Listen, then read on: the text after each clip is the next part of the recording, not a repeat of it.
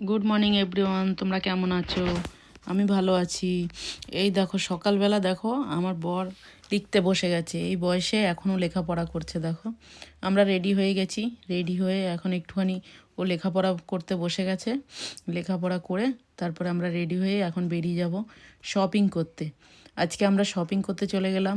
দেখো এই যে আমি শপিং করতে বেরিয়ে গেছি। এত শীত, এত শীত, রাস্তায় দেখো পুরো বরফের পড়ে আছে, মানে ঠান্ডা, পুরো রাস্তা ভিজে গেছে। এত বরফ কি বলবো, -0 চলছিল সেই সময়। এত সুন্দর দেখো, এই যে এখান থেকে সামনেই বাস স্ট্যান্ড দেখা যাচ্ছে, সেখান থেকে বাস ধরবো। বাস ধরে আমরা সোজা সিটি চলে যাব। দেখো এখানকার ওয়েদার, এই যে ইংল্যান্ড শহরে, এই নটিংহাম শহরে দেখো এত সুন্দর।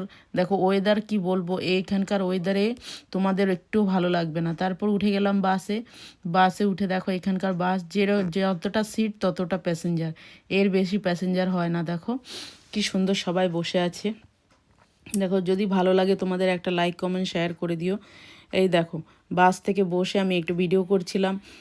দেখো বাসের রুট, এখানে দোতলা বাস চলে। সব সব যত বাস আসবে দোতলা বাসই আসে।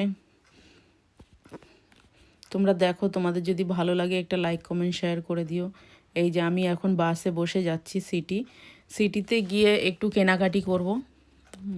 কেনাকাটি করার জন্যই গেছি। মেয়ের পিটি ড্রেস লাগবে, তাই সেটার জন্য গেছিলাম। আমিও কিছু আমার জন্য কেনাকাটি করেছি।